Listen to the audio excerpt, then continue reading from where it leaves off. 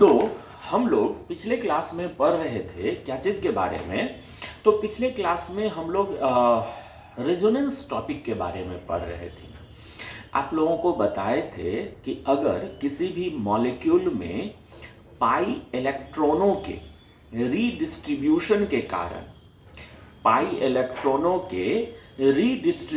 के कारण अगर कोई नया स्ट्रक्चर बन रहा है और ये नया स्ट्रक्चर और पुराना स्ट्रक्चर आपस में इंटरकन्वर्सेबल है, तो फिर इस घटना को रेजोनेंस और जो नया स्ट्रक्चर बन रहा है उसको रेजोनेटिंग स्ट्रक्चर बोलते हैं।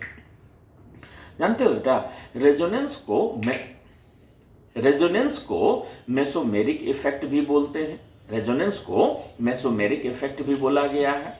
तो रेजोनेटिंग स्ट्रक्चर को मेसोमेरिक फॉर्म या कैनोनिकल फॉर्म भी बोलते हैं। वह स्ट्रक्चर जो अपने अंदर सारे रेजोनेटिंग स्ट्रक्चर के खासियतों को रिप्रेजेंट कर रहा हो, that structure which represents all the contributing resonating structures is called resonance hybrid structure। और एक खास बात रेजोनेंस के बारे में, रेजोनेंस को हाइपोथेटिकल फिनोमेना माना जाता है। क्यों मनगढ़ंत माना जाता है, हाइपोथेटिकल माना जाता है? क्योंकि किसी भी रेजोनेटिंग स्ट्रक्चर को आइसोलेट करके नहीं देखा गया है। Resonating structures can not be isolated. जिस फॉर्म में मॉलिक्यूल परमानेंटली एग्जिस्ट करता है, जिस फॉर्म में वो हमेशा खोजने पर पाया जाता है, वह फॉर्म होता है उसका रेजोनेंस हाइब्रिड फॉर्म होता है। ठीक है। अरे बेटा, एक बात और कल हम लोग डिस्कस किए थे। क्या चीज डिस्कस किए थे? कि रेजोनेंस के कारण मॉलिक्यूल का स्टेबिलिटी बढ़ता है। रेजोनेंस के कारण मॉलिक्यूल का स्टेबिलिटी इंक्रीज करता है। और रेजोनेंस के कारण मॉलिक्यूल का स्टेबिलिटी इंक्रीज करने के पीछे जो लॉजिक कारण बताए थे वो ध्यान में है। क्या बताए थे? कि अगर किसी भी मॉलिक्यूल में रेजोनेंस हो रहा हो तो इलेक्ट्रॉन डेंसिटी बिगर एरिया में डिस्ट्रीब्यूटेड हो जाता है। Per unit area electron density decrease हो रहा होता है। इलेक्ट्रॉन डेंसिटी क्या होता है? पर यूनिट एरिया डिक्रीज होता है, जिसके कारण इंटर इलेक्ट्रॉनिक रिपल्सन घटता है और मॉलिक्यूल के स्टेबिलिटी में वो कंट्रीब्यूट करता है। बाबू, आज हम लोग जिस टॉपिक के बारे में चर्चा करने चल रहे हैं वो टॉपिक का नाम होगा कंडीशन फॉर रेजोनेंस। किसी भी मॉलिक्यूल में रेजोनेंस होने के लिए क्या क्या शर्त है, हम लोग आज चर्चा करने चल रहे हैं। क्या चीज के बारे में? कंडीशन फॉर रेजोनेंस के बारे में। बहुत ध्यान से सारे चीजों को समझिएगा एक एक करके। हम चर्चा करने चल रहे हैं जिस चीज के बारे में, इसको हम लोग बोलते हैं क्या चीज? Condition for resonance. जानते हो बेटा, अगर किसी किताबों के भाषा को अनुसरण किया जाए, किसी किताबों के लैंग्वेज को फॉलो किया जाए, तो किताबों में रेजोनेंस के लिए ऐसा कंडीशंस लिखा रहता है। पहला लिखा रहता है कि atoms participating in resonance should be placed in same plane. Atoms going to participate in resonance should be placed in same plane. उनको एक प्लेन में होना चाहिए। जानते हो बेटा, कुछ जगहों पर हमने देखा है कि लिखा रहता है कि sp2 हाइब्रिडाइजेशन होना चाहिए। ये कोई जरूरी शर्त नहीं है। मेरा कहना है, देखो, जैसे मान लो एक टेट्राहेड्रल ज्योमेट्री है। एक कैसा ज्योमेट्री है? टेट्राहेड्रल ज्योमेट्री है। ठीक है। लेकिन टेट्राहेड्रल ज्योमेट्री में भी अगर आप ध्यान से देखेंगे तो ये एटम एक प्लेन में नहीं हो रहा है। तो जरूरी शर्त है एटम का प्लेन में। देखो, ये लाल वाला, ये जो बीच वाला एटम है और ये ग्रीन वाला, ये एक प्लेन में नहीं हो रहा है। ये ग्रीन, ये एक प्लेन में है। तो प्लेन में होना जरूरी है। sp2 हाइब्रिडाइजेशन जैसा कोई शर्त बोलना समझदारी नहीं है। हाँ, अगर रेजोनेंस में भाग लेना है तो atom should be placed in same plane. अगर डिफरेंट प्लेन के एटम होंगे तो वो रेजोनेंस में पार्टिसिपेट नहीं करेंगे। ठीक है। दूसरा शर्त है कि वहां पर कंजुगेशन होना चाहिए। दूसरा शर्त है कि मॉलिक्यूल में क्या होना चाहिए? कंजुगेशन होना चाहिए। ठीक। जानते हो बेटा, certain type of arrangement in bonds, certain type of arrangement. तो दूसरा शर्त है कि मॉलिक्यूल में कंजुगेशन होना चाहिए। कंजुगेशन बोला जाता है सर्टेन अरेंजमेंट ऑफ बॉन्ड्स। अगर मॉलिक्यूल में कुछ खास तरह के बॉन्डों का अरेंजमेंट हो तो उनको कंजुगेशन बोला गया है। अगर किताबों में ही कंजुगेशन का शर्त ढूंढे, कंजुगेशन है क्या चीज, वो चीज ढूंढने का प्रयास करें तो जवाब मिलता है अगर कहीं पर double bond single bond double bond हो, या अगर कहीं पर double bond single bond negative charge हो, या अगर कहीं पर double bond single bond lone pair हो, या अगर कहीं पर double bond single bond positive charge हो, या अगर कहीं पर double bond single bond odd electron हो, ऑड इलेक्ट्रॉन हो, तो इन तरह के बॉन्डों के अरेंजमेंट को कंजुगेशन बोल दिया गया है। ठीक है, double bond single bond double bond, लगातार डबल बॉन्ड दो सेंटरों के बीच, फिर अगले जगह सिंगल बॉन्ड, फिर अगले जगह डबल बॉन्ड, या दो एटमों के बीच में डबल बॉन्ड, फिर अगले जगह सिंगल बॉन्ड, और सिंगल बॉन्डेड एटम के ऊपर में निगेटिव चार्ज, या उसके ऊपर लोन पेयर, या उसके ऊपर पॉजिटिव चार्ज, या उसके ऊपर अकेला इलेक्ट्रॉन। इन बॉन्डों के अरेंजमेंट, इस तरह के बॉन्ड्स अगर कहीं मौजूद हैं तो उनको बोल दिया गया है क्या चीज, तो उनको बोल दिया गया है कंजुगेशन बोल दिया गया है। ठीक है, इस अरेंजमेंट को कंजुगेशन के नाम से जानते हैं। जानते हो बेटा, मेरे लिए रेजोनेंस को आसानी से समझने के लिए मेरे लिए किसी भी मॉलिक्यूल में रेजोनेंस होने का सिर्फ एक शर्त है, और वो शर्त क्या है कि किसी भी मॉलिक्यूल में कम से कम 3 लगातार ऐसे सेंटर हों, किसी भी मॉलिक्यूल में कम से कम 3 लगातार ऐसे सेंटर हों जिनके ऑर्बिटल एक दूसरे के पैरेलल हों। There should be at least 3 consecutive center in a molecule having parallel orbitals।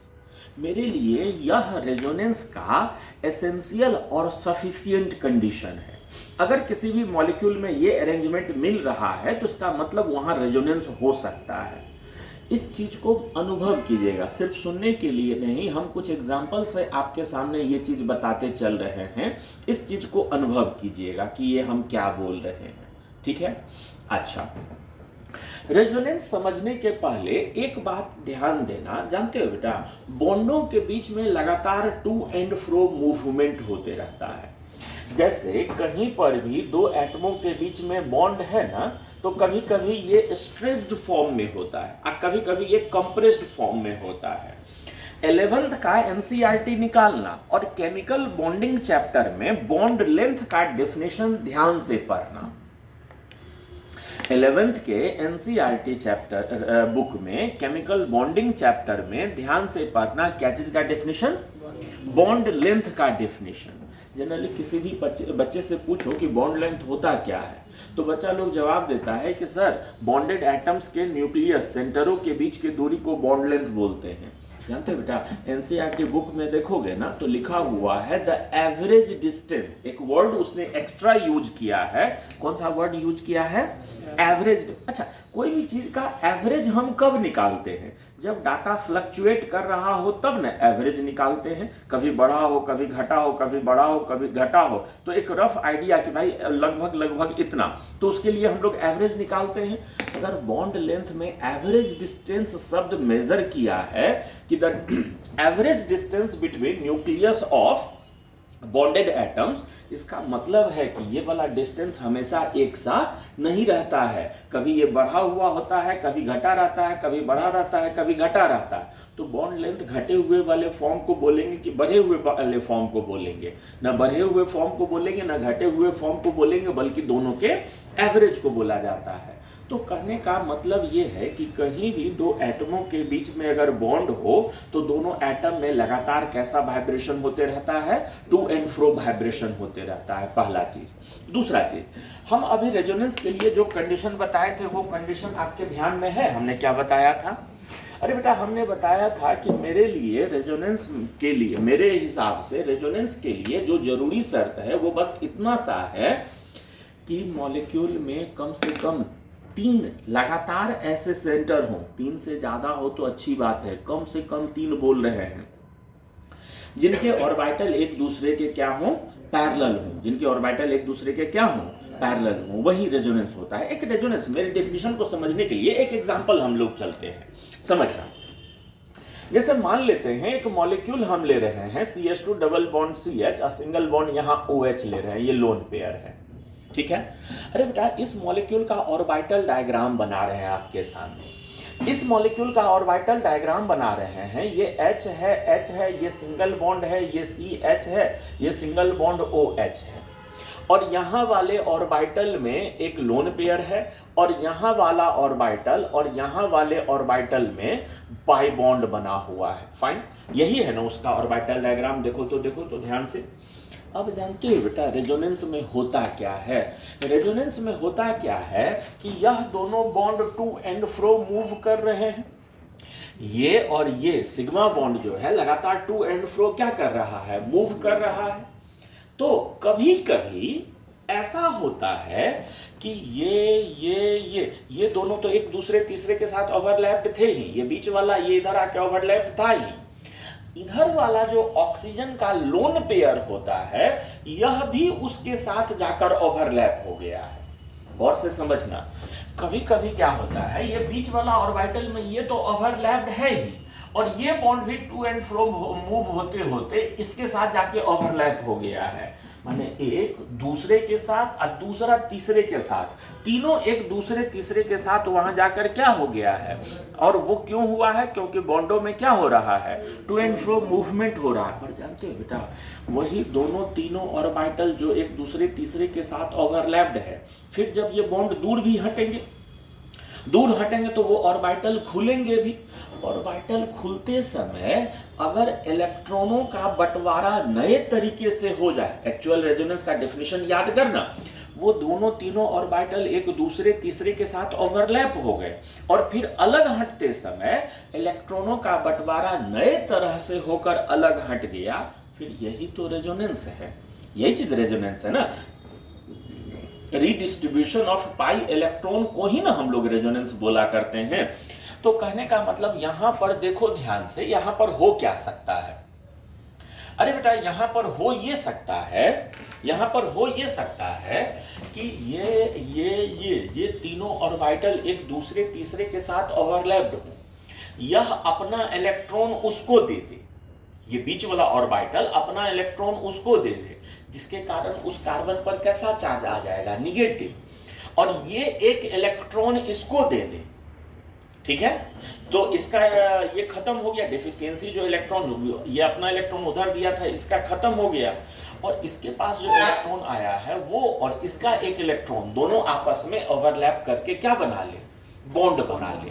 ध्यान दिए हम क्या बोल रहे हैं, ध्यान दे रहे हैं। तो बोल ये रहे थे कि यहां पर जब टू एंड फ्रो मूवमेंट हो और ये तीनों ऑर्बिटल एक दूसरे के तीसरे के साथ ओवरलैप्ड हो, और फिर बॉन्ड खुलते समय ये दोनों नजदीक आए हैं तो ये दोनों दूर भी होंगे, खुलते समय नई तरह से खुल जाए। नई तरह से कैसे खुलेगा? तो ये वाला जो बॉन्ड वाला इलेक्ट्रॉन है ये यहां चल जाए, और इसको एक एक्स्ट्रा इलेक्ट्रॉन मिलने के कारण इस पर कैसा चार्ज आ जाए, निगेटिव चार्ज, ठीक है। और ये इलेक्ट्रॉन वहां चला गया है तो ये कैसा हो जाएगा, C, ये H, और ये वाले ऑर्बिटल में उधर का एक इलेक्ट्रॉन आने के कारण यहाँ माइनस चार्ज। और अब क्या हो कि इस ऑक्सीजन का एक इलेक्ट्रॉन चला जाए कहां पर, इस ऑक्सीजन का एक इलेक्ट्रॉन चला जाए इसके पास, अब फिर एक इलेक्ट्रॉन ये मिलकर आपस में बॉन्ड बना ले, और इसका एक इलेक्ट्रॉन यहां जाने के कारण इस पर कैसा चार्ज आ जाए, पॉजिटिव चार्ज आ जाए। तो यही घटना क्या हो गया, रेजोनेंस हो गया। यही चीज क्या हो गया है, रेजोनेंस। माने अगर ऑर्बिटल डायग्राम न बनाए, इसमें अगर इसका दूसरा रेजोनेटिंग स्ट्रक्चर दिखाना हो तो हम लोग कैसे दिखाएंगे। इसका दूसरा रेजोनेटिंग स्ट्रक्चर दिखाना हो तो ये लोन पेयर का शिफ्टिंग यहाँ पर, ये पाई बॉन्ड का शिफ्टिंग यहाँ पर, माने इधर जो रेजोनेटिंग स्ट्रक्चर का फॉर्म हो जाएगा वो क्या हो जाएगा, CH2 पर माइनस, ये CH और डबल बॉन्ड ऑक्सीजन का लोन पेयर उसके दूर जाने के कारण ऑक्सीजन पर कैसा चार्ज आ गया है, पॉजिटिव चार्ज आ गया है। अरे बेटा, तो मेरे लिए रेजोनेंस होने का जो जरूरी शर्त है, माने समझने के लिए रेजोनेंस होने के लिए जो जरूरी शर्त है वो क्या है कि किसी भी मॉलिक्यूल में कम से कम 3 लगातार ऐसे सेंटर हो जिनके ऑर्बिटल एक दूसरे का पैरेलल हो। एक बात और सुनना, एक कमी हमारे डिफिनीशन में अभी भी है, एक चीज और गौर करना। जानते हो बेटा, खाली ऑर्बिटल पैरेलल होना जरूरी नहीं है, ऑर्बिटल्स में रीडिस्ट्रीब्यूशन होने लायक कंडीशन भी हो। सर ये क्या बोल रहे हैं, रीडिस्ट्रीब्यूशन होने लायक कंडीशन हो? जैसे समझो 3 ऑर्बिटल हो लगातार एटमों पर, लगातार एटमों के 3 ऑर्बिटल हो, तीनों एक दूसरे तीसरे के पैरेलल भी हो, लेकिन तीनों में लोन पेयर हो। तीनों में क्या चीज हो? लोन पेयर हो। अरे बेटा, तीनों में अगर लोन पेयर है, तीनों एक दूसरे तीसरे के साथ ओवरलैप भी हुआ। अब फिर एक लोन पेयर वाले ने कहा बाकी 2 को कि तू लोग मेरा लोन पेयर बांट लो, हम खाली रेजोनेंस करते हैं हम लोग, क्या वहां पर ले लेगा? ऑर्बिटल तो पहले से भरे पड़े हैं। तो फिर ये जब अलग होगा फिर से अपना अपना लोन पेयर लेकर अलग होगा, तो क्या रीडिस्ट्रीब्यूशन हुआ? नए तरह का डिस्ट्रीब्यूशन हुआ वहां इलेक्ट्रॉनों का? वहां पर नए तरह का डिस्ट्रीब्यूशन नहीं हुआ। दूसरा कंडीशन मान ले, 3 लगातार ऑर्बिटल है, मान लो 3 लगातार ऑर्बिटल है और तीनों लगातार ऑर्बिटल पैरेलल भी है लेकिन खाली है। तीनों ऑर्बिटल क्या चीज है? खाली है। अरे बेटा, 3 ऑर्बिटल है, तीनों खाली है, तीनों एक दूसरे तीसरे के साथ ओवरलैप हुआ, लेकिन कोई पाई इलेक्ट्रॉन है ही नहीं, तो डिस्ट्रीब्यूशन काहे का? नया तरह का डिस्ट्रीब्यूशन कैसे होगा? फिर तीनों जो अलग होगा फिर से खाली खाली ही अलग होगा, तो यहां भी कोई रेजोनेंस नहीं हुआ। तो रेजोनेंस होने के लिए एक जरूरी शर्त यह भी है कि तीनों पैरेलल, तीनों ऑर्बिटल जो एक दूसरे तीसरे के साथ पैरेलल हैं, उनमें रीडिस्ट्रीब्यूशन होने का पॉसिबिलिटी भी बचा रहे। रीडिस्ट्रीब्यूशन होने का पॉसिबिलिटी भी क्या रहे? तो फिर वो रेजोनेंस कहलाएगा। इतना कहानी समझ में आ गया सभी लोगों को? रेजोनेंस क्या है, क्यों होता है, ये चीज थोड़ा थोड़ा आइडिया लग रहा है कि हाँ रेजोनेंस इसी कारण से होता है। ठीक है, पक्का?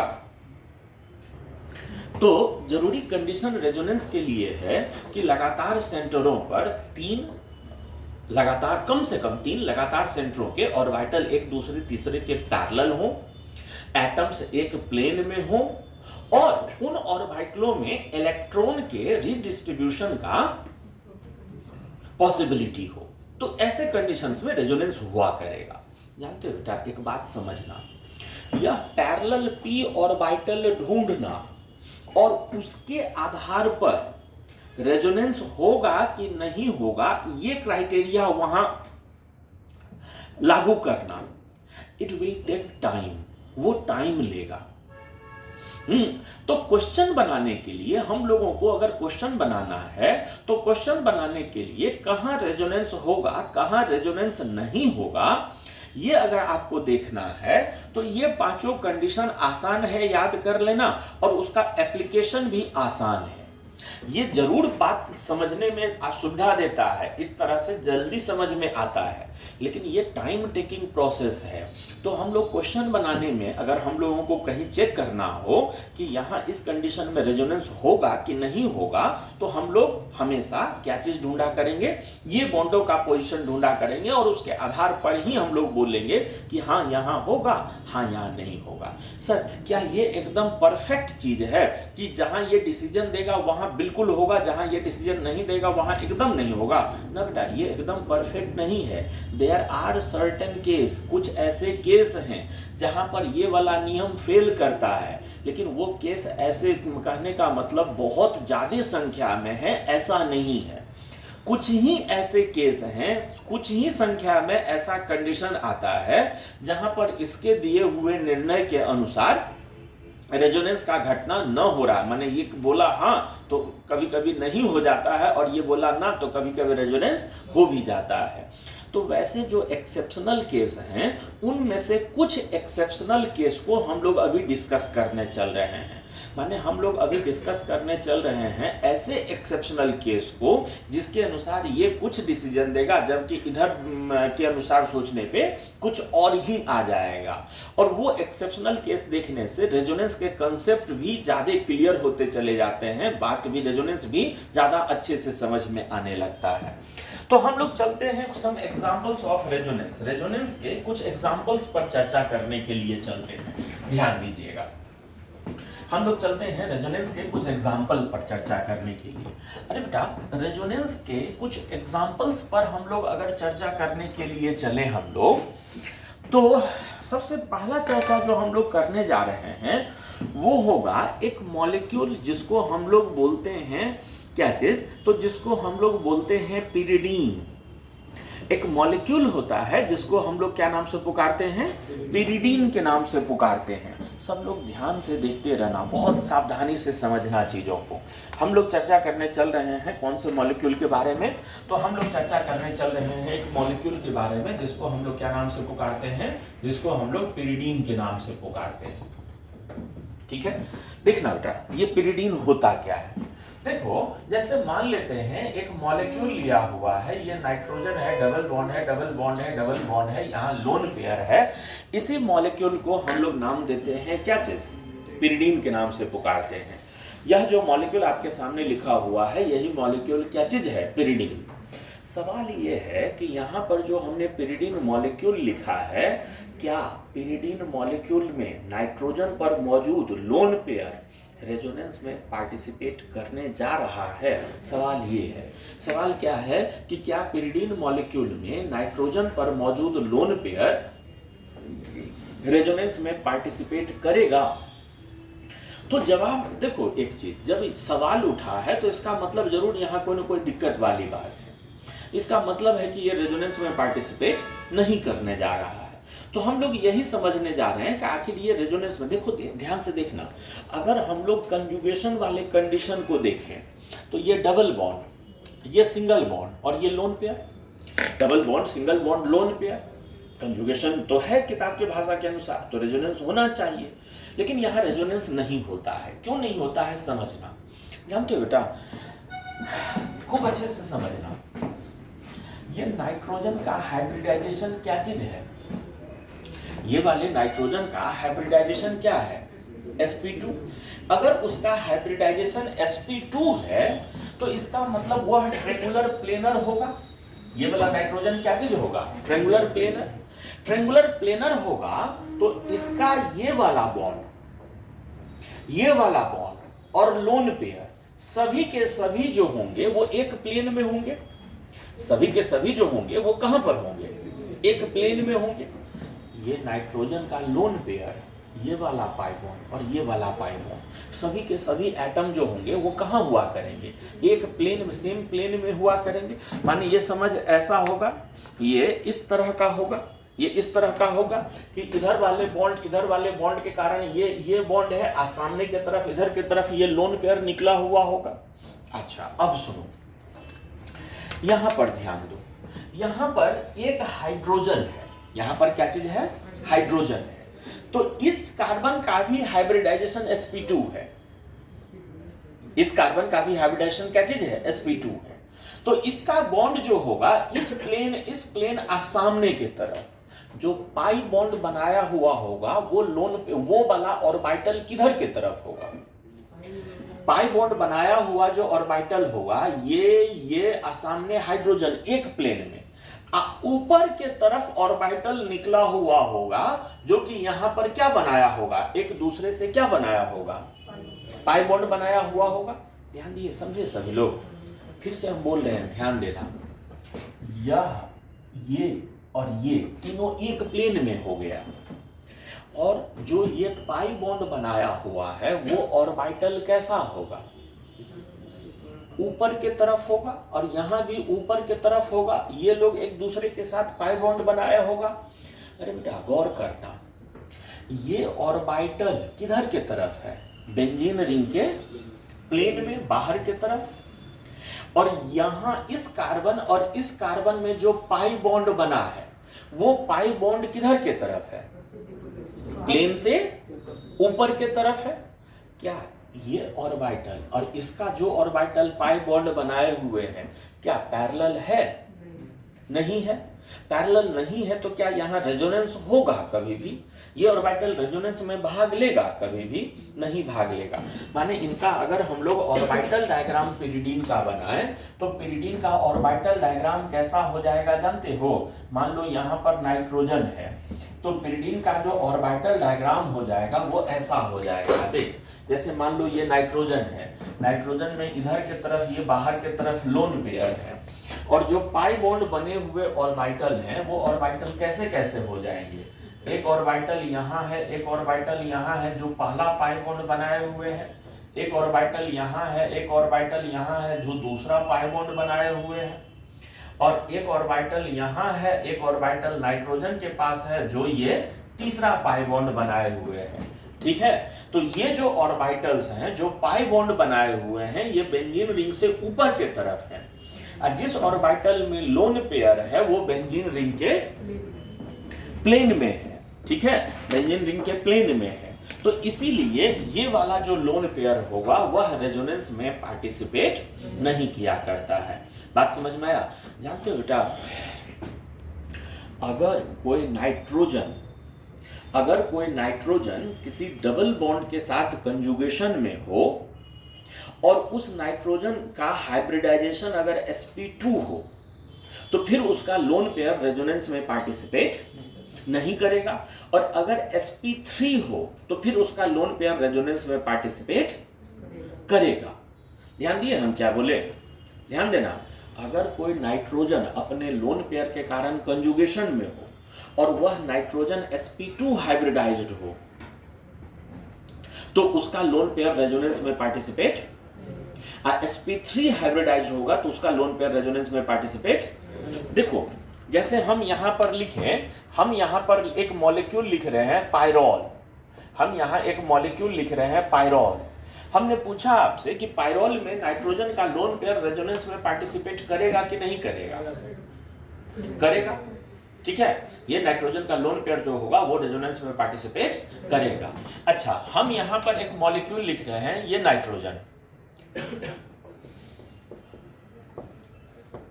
यहां भी लोन पेयर है, यहां भी लोन पेयर है। अरे बेटा, अगर आपसे पूछें कि ये लोन पेयर रेजोनेंस में पार्टिसिपेट करेगा कि नहीं करेगा तो क्या बोलोगे? नहीं करेगा। और ये वाला लोन पेयर रेजोनेंस में पार्टिसिपेट करेगा कि नहीं करेगा तो क्या बोलोगे? करेगा। एकदम क्लियर हो गया ये चीज, कारण सहित समझ रहे हो? ये जो होगा ये फिर ऊपर के तरफ होगा तो इसके साथ वो ओवरलैप कर जाएगा, और ये sp2 है तो ये फिर बाहर के तरफ होगा तो फिर उनके साथ ओवरलैप नहीं किया करेगा। ये क्लियर, इस तरह का अगर कोई केस दिया जाए तो समझ में आ जाएगा कि होगा कि नहीं होगा। श्योर। आगे बढ़े हम, पिरिडीन मॉलिक्यूल के एग्जांपल से आगे चला जाए। अरे बेटा, पिरिडीन से आगे बढ़े हम लोग तो जो अगला हम लोग एग्जांपल देखने जा रहे हैं वह एक बहुत सिंपल मॉलिक्यूल के बारे में चर्चा करेंगे, और वो चर्चा होगा CO2 मॉलिक्यूल के बारे में, लेकिन वो चर्चा होगा अगले लेक्चर में। CO2 एग्जांपल के बारे में देखेंगे लेकिन वो देखेंगे अगले लेक्चर में।